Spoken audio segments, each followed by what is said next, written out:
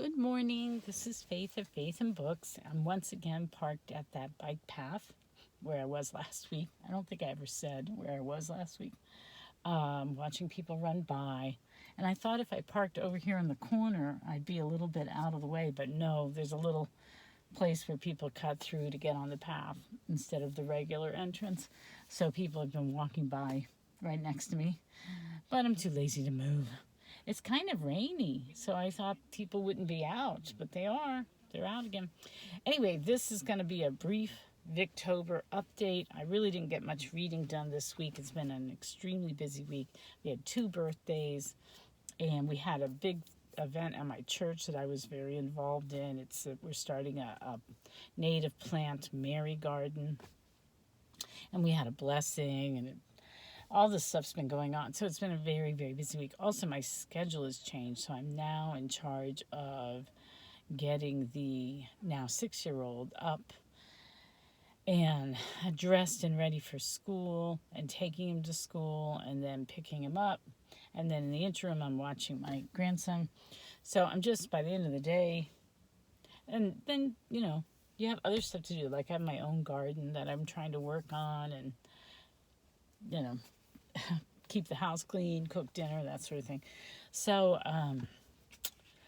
anyway, so it's been very, very busy. I'm feeling kind of oppressed by Victober, to tell you the truth. And this happens every single year because October is just not a good month for me personally to just sit and read. I have too much going on. It's the end of the gardening season and you want to prep, you want to harvest stuff and then prep for winter. So I want to be out in my garden, and we have lots of birthdays and other things go on.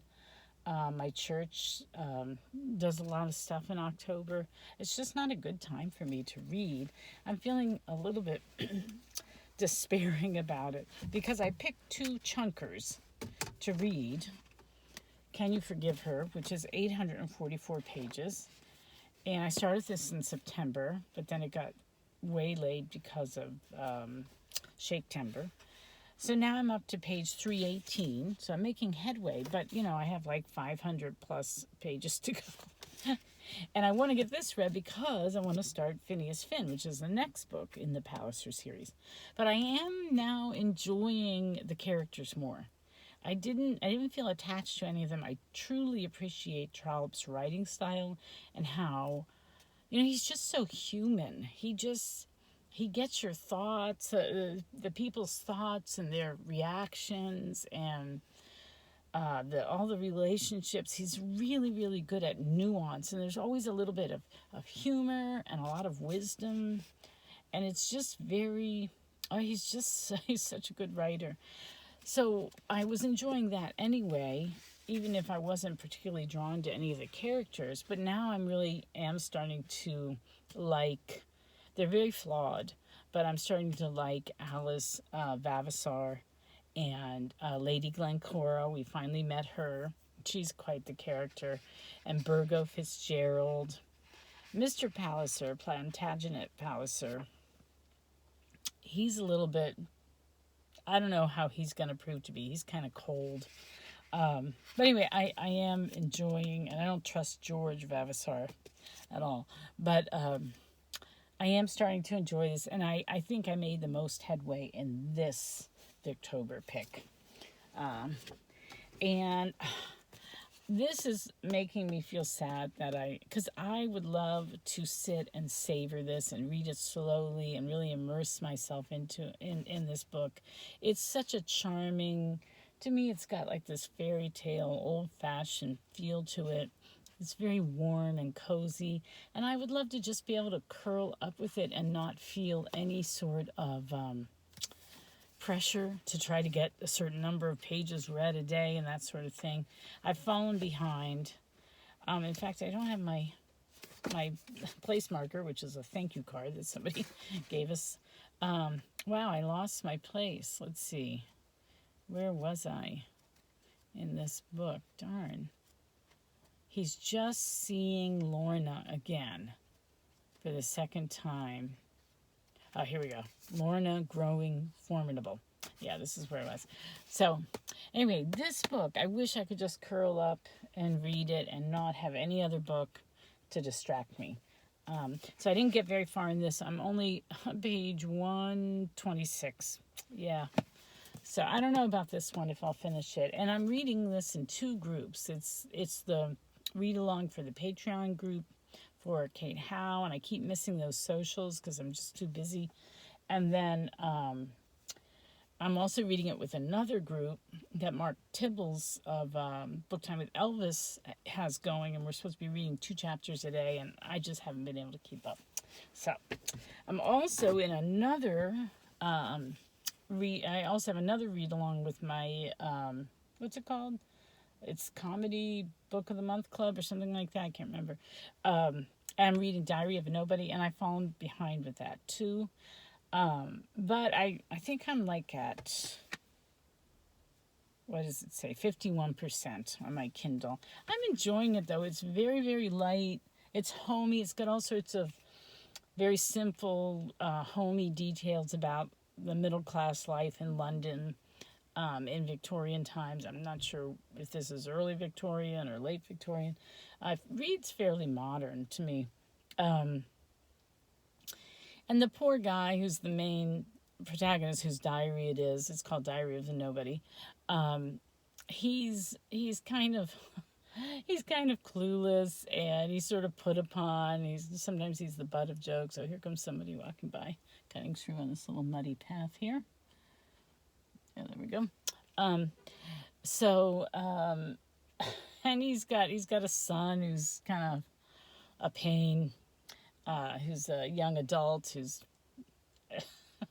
he's kind of annoying, doing things that aren't so wise, and kind of full of himself, his own opinion. He has a sweet marriage though with his wife Carrie. It's very real. You know, they have words sometimes when they get on each other's nerves or whatever, but then they make up, and I really like the marriage in it. And I think, you know, in if you're looking at, say, Anthony Trollope, you can feel very feminist because it's all about these women, and they're the upper class women who are forced into these marriages for wealth or her family name, and so you can feel like women are really sort of put upon. But in this, the marriage seems very equal.